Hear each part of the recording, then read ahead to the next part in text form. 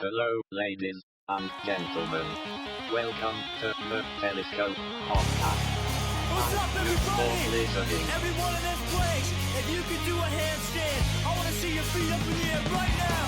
Wave them around. Hello. Welcome to the Telescope Podcast, the show where we look at geek culture through the spyglass of faith. Well, it's a late night recording session for me, and I've got a little cold going through my family, so I've got to talk quietly so everyone can sleep. You're gonna get my smooth radio voice tonight. Well, I listened to something today on YouTube that really cracked me up, made me smile. It was a mini documentary about heavy metal church in Finland. Specifically in the Lutheran church, they're doing what they call heavy metal mass. And I don't think it's a all the time thing, but periodically they do heavy metal mass. And it was so amazing and so funny. But it was actually a little inspiring in its own way because it was very genuine. They had one of the pastors on, and he quoted Martin Luther saying, preach the gospel in the common way, like the way that people are communicating. And in Finland is like the heavy metal mecca right now. He said there's more metal bands per capita than any other country in the world. So metal's just huge, and they're harnessing that part of their culture to bring people into their churches, and they do the service just like normal with the same message. And in fact, the songs they're using are directly out of their official Lutheran hymn book. They're just arranged for metal, and they're sung so the congregation can actually sing along. So it was pretty cool. It was pretty awesome, and I thought it would be worth mentioning on the show. If you go on YouTube and just type in heavy metal mass Finland, you'll find a couple clips from that documentary. So funny. And a little inspiring, What really made me laugh was, they showed a clip of the service, and it opens up, seriously, like this female singer with a really nice voice is singing this hymn, and people are singing along with it, and then it's like, dun dun dun dun dun dun, they're all like head banging, and oh man, it was just too much. Cracked me up. Well, hey, on the last episode of the show, I made a comment that the movie Venom was bombing. And it turns out that Venom is only bombing with the critics. Deadline.com has a story, and the headline reads, Venom licks 461 million global. So apparently Venom is slaying at the box office and defying the critics.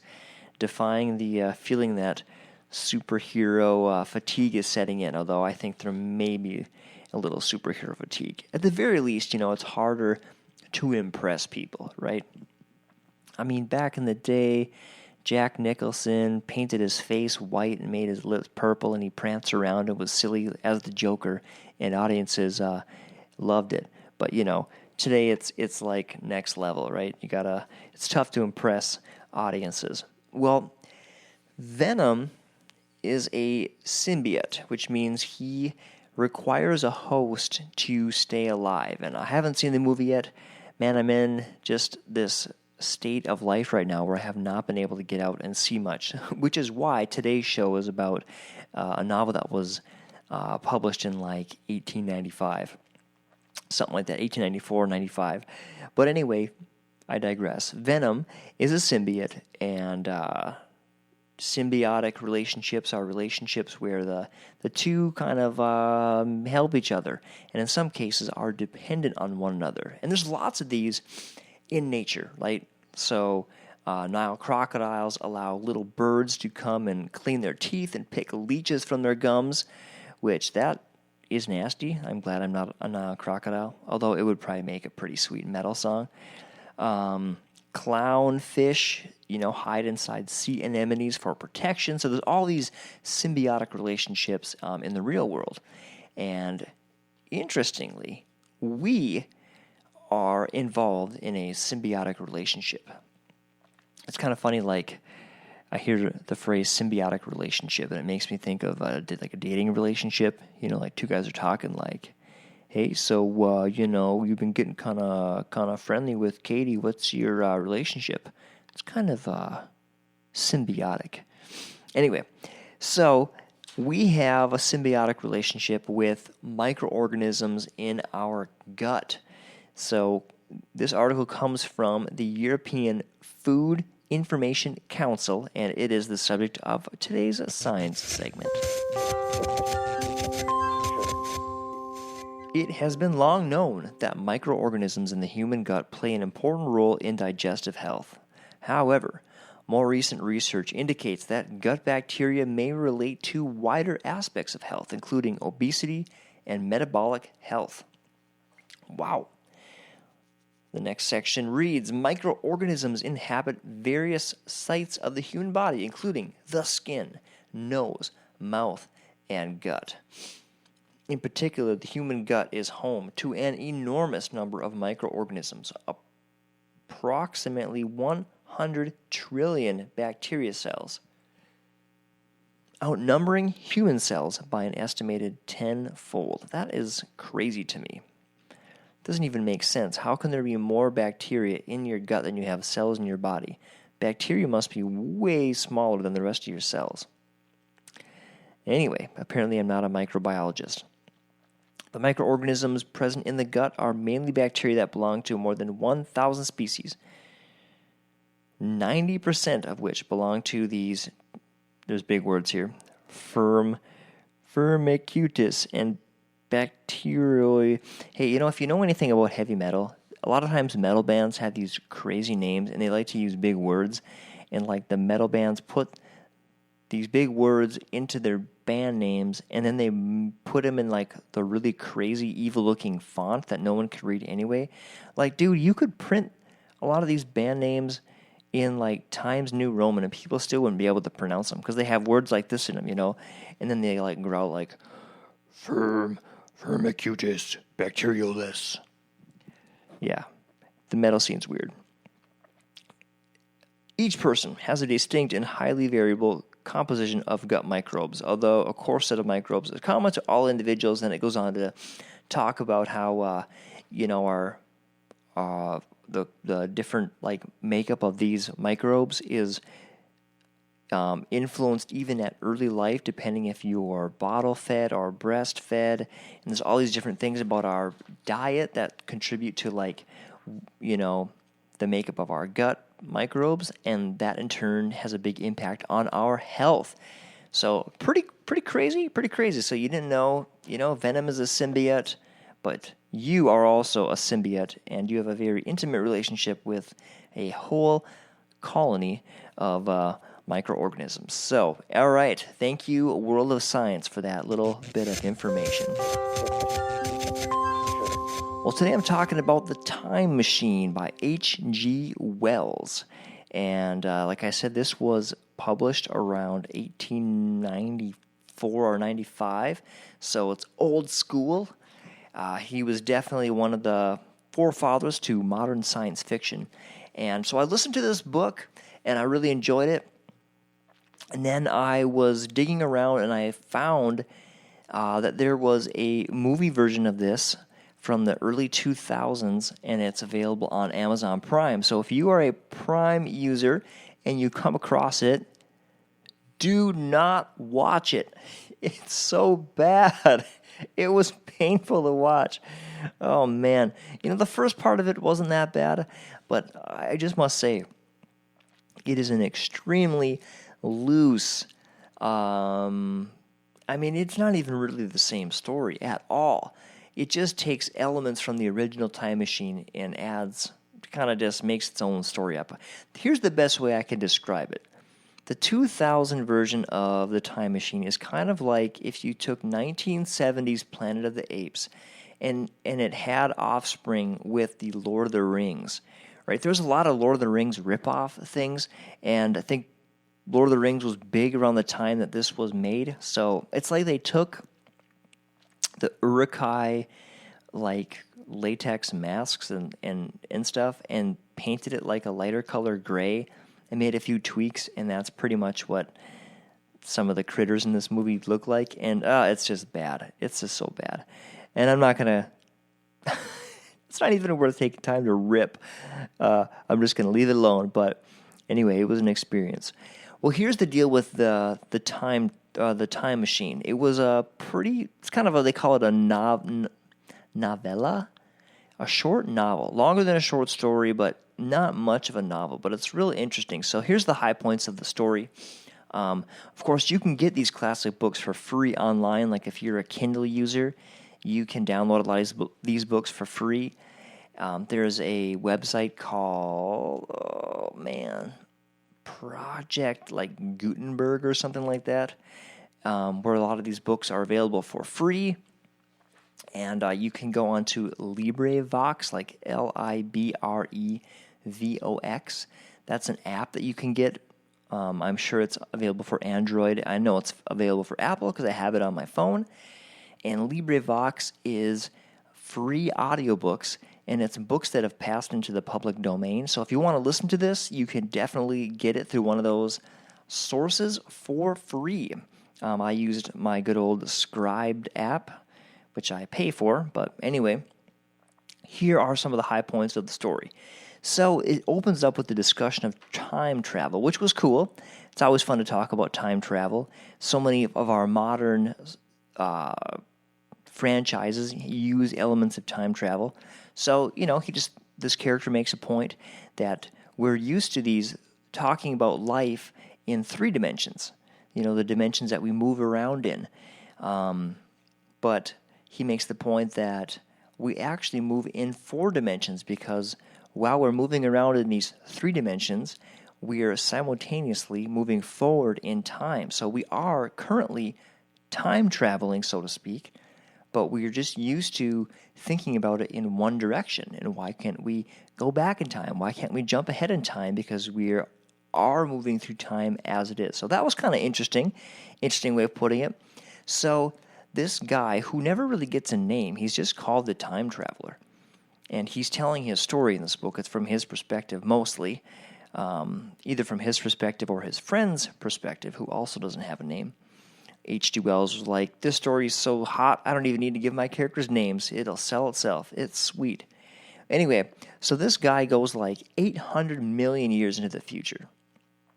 And he finds that after mankind has eradicated disease and made peace and ended war and conquered lack and all this stuff, that they actually began to de-evolve because there was no longer a reason to be aggressive or to think and solve problems. They just sort of had this life of ease and began to de-evolve. So mankind is now this short, kind of childlike species that just sort of frolics around, and they're vegetarians because there's not many animals left. And they just sort of live this peaceful, dull life. And he gets stuck there, though, because his time machine gets taken. So that takes a while to figure out. But eventually, he discovers that there's another species that is hunting mankind. And then, as the story progresses, he's shocked to discover that this other species is actually another offshoot of mankind, that at some point in the distant past, which is super far in the future for where we are, now, but he discovers that mankind actually branched off, and there's one species of man that now lives underground, and there's the other species that lives above ground. And at one point, he postulates that the underground species must have been subjugated to the above-ground species, and they must have been responsible for creating stuff, manufacturing, and whatnot. And eventually they just evolved kind of like cave animals, right, where they don't have any pigment in their skin, and their eyes, go blind or are used to seeing in the dark, kind of like Gollum, And so this is what's happened. But now, over time, the above-ground humans have become so passive and have lost so much of their drive that they've actually become prey for the underground humans, which are also, a short species that's lost its capacity for its reasoning and really lost a lot of its humanity, kind of de-evolved back to an animal state. But now the underground ones are hunting the above ground ones, and they've also stolen the dude's time machine. So that's kind of the main problem for our protagonist here. Well, eventually, of course, he escapes, comes back, and tells his story to his friends who are in his house, and that's how you get the book. You get it as the time traveler telling his story. And the book ends with the time traveler going back into his time machine to travel through time, but to collect specimens and take pictures, but he never returns. And so that's how the book ends. And, it's the point of view of the book is coming from, the typical evolutionary materialist point of view, but it is really interesting to think about time travel. And so I was reflecting on this book, and I was thinking, what are the moments I would fix in my own life? Number one, I would not get fired from my 8th grade paper route. That's right. Secrets from my past, here they come. In 8th grade, I had a paper route with a buddy, and then because the buddy's mom worked for the Duluth News Tribune, so she got us a paper route, even though we were pretty young. And it was going all good until my friend stopped doing well in school, and his mom made him quit. So that left me with the paper route, and it wasn't even my idea to get the paper route to begin with. So I'm doing the paper route, and there's this one house that I had to walk 3 extra blocks to get to. And of course, it's dark, and I'm young, and it's super stinking cold up here in Duluth, Minnesota. And so I would skip that house quite frequently. And eventually I got a call from the paper, and they said, kid, it's been great, but you're done. So I got fired. So I wouldn't get fired from that. I would change my past. And what else would I change? I would just say no to the polyester ska phase. If you remember when ska was big, in the late 90s, yeah, I would go to thrift stores and buy these checked polyester pants from the 70s, and I would wear them because in the little micro sector of society that I thought was cool, that was cool. But in 95% of the rest of the population thought I was a huge nerd. And they were right. And the last thing is I would not sell my sweet 1960s SG. Man, I'm starting to sound like an old guy. It's the kind of stuff old guys talk about, right? Man, I remember when I had my 1953 Chevy. Man, if I could do it all over again, I wouldn't let that thing go. Yeah, it'd be collecting dust in your garage. That would be such a better life, right? No, but that guitar was sweet, and I traded it in, and man, bummer. Actually, I don't think I'd want to travel in time, in all seriousness. Star Trek's got it right. In Star Trek Voyager, they reveal that in the future, there's actually time police that prevent people from traveling in time. It just wouldn't be cool. Remember Back to the Future? Marty had that picture of his family. I think that's kind of how it would work if you traveled in time. He would look at that picture and that would let him know kind of what the odds were that his timeline was being preserved or whether his timeline was being altered. I personally think it would work like that, except I think it would be instantaneous. And if you went back in time and you made the wrong move, you could erase your existence. I think it would just catch up to you instantly. In Star Trek and in some of the other franchises, it takes a while for the effects of time travel to catch up with the people who've actually traveled in time, but I don't know. I think it would be instantaneously that's what I think. Or what if you got stuck in a time but you didn't know why you were there? I don't know. There's so many crazy things that could happen. You could just instantly vanish. and appear back in your appropriate time and have no memory of traveling back in time, but you would have failed to fix the thing you were going back. But I guess you wouldn't know otherwise, so maybe it wouldn't even matter. I don't know. You could just screw so many things up. So I think Star Trek has it right. Don't mess with the timeline. Don't mess with the timeline. And then I was thinking about going forward in time. The problem with going forward in time is that you'd be creating a timeline that didn't include you in it. You know what I'm saying? Like, you would skip a bunch of years, and all those years you'd skip wouldn't have you. So when you went back to your original time, you would kind of negate everything you did in the future, because your presence in those intermediate years would mess with the future that you went to previously. I think that makes sense. So future time travel's like really dicey. Like, how could you really know that your presence in the future, whether you actually made a difference or not, because going back would change the future that you supposedly went to? I don't know. It's crazy. It's all full of paradoxes, and it's fun to think about, though. It would be cool to write a story. I was thinking about this. It'd be cool to write a story about, like, government agents or a secret society that raised people from birth to have zero impact on the world, so that they could send them into the future without messing up the timeline. You know what I mean? Like some underground bunker, these people just were raised to be time agents, or maybe robots, right? Kind of a Terminator thing. Be a cool story. Well, anyway, I digress. Love to hear your thoughts about time travel. Hop on to Facebook, My Savior's Anthem Music and Podcasting. Love to hear your thoughts. And so before I ramble on too much more, I think it's time to Bring forth the telescope. Well, in the book of Revelation, God says, I am the Alpha and the Omega, the beginning and the end. And God is outside of time. It's a trippy thought, but it's something that is part of most Christians' theology, I think. A few years back, I read a book called The End of Christianity, Finding a Good God in an Evil World. And that book explored ideas of God, time, free will, good, and evil.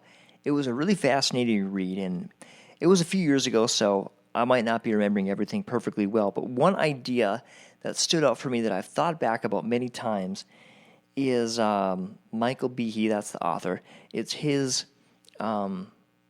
answer to free will and predestination, right? Because we believe in free will because the scripture seems to indicate free will, right? We're made in God's image, and God holds us accountable for our actions. But at the same time, the Bible presents a picture of God who knows the end from the beginning, who's all-knowing, all-powerful. And so seems like there's a logical contradiction there. And so here's how Michael Behe deals with this. And of course, take this with a slight grain of salt, because it has been a little while since I've read this. But goes something like this.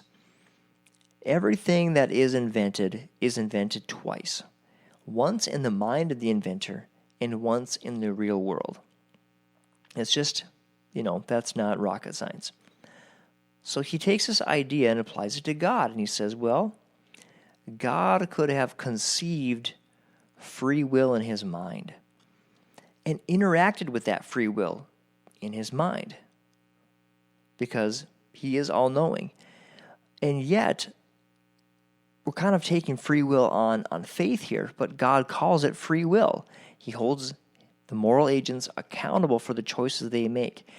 But this is all happening in the mind of God, and then God actually speaks and creates his creation according to the free will that he has foreseen. So that's kind of how you can have your cake and eat it too. You can say, well, free will is a real thing because God says it's real and God acts like it's real. But at the same time, God knows all of our choices and he knows the end from the beginning, and he is sovereign and all-knowing. It's really an interesting way of thinking. And of course, there's a lot more to it in the book, goes into a lot more depth. And the book addresses how you can approach Scripture from this point of view. But it's really interesting. So, God is not bound by time in the same way that we are. And yet, our free will is not a complete illusion. It is a real thing. So I really like that way of thinking. And I'm going to have to read this book again, or I'll probably listen to it again and pick up some other things. But I'm going to leave you with this. Here's a little practical advice. If all this stuff just makes your head swim and it makes you aggravated and it makes you want to argue, then don't worry about it, right? I love this stuff because it makes me feel a sense of awe and wonder toward God. When I start to think about these things that they're really above me and I'm not going to fully understand them, it's one of those things that you can think about and grapple with your whole life. And for me, I love it because it fills me with a wonder and a fascination toward God. But if it doesn't do that for you, if it just makes you grumpy and it makes you want to argue, to defend your favorite theological position, nothing wrong with a little friendly theological argument. But if it makes you, if it takes you away from loving God and loving the world and just walking your faith out, then, man, drop it. Don't worry about this stuff. But to me, it's fun to think about. So anyway, I hope that I've stimulated your mind, given you some food for thought. And read The Time Machine. It's definitely not from a Christian perspective. It's definitely from a materialist perspective. But it is a fun time-traveling novel, and check it out. All right, well, thanks for listening. It's always a joy recording these. Hope they encourage you. If you want to hop on to Facebook, and you can find this episode, because all these episodes are, I load them up to my host, and they get beamed out to iTunes and to Google Play and to Spotify and to YouTube and also to Facebook. And so if you hop on Facebook, if you want to be part of the conversation, you can just make comments under this episode. What do you think about time travel? And how does it work? How would it work? Is it possible? And I love to hear your thoughts. Thanks for listening. Take care. Love you. Bye-bye. What's up, everybody? Everyone in this place, if you could do a hand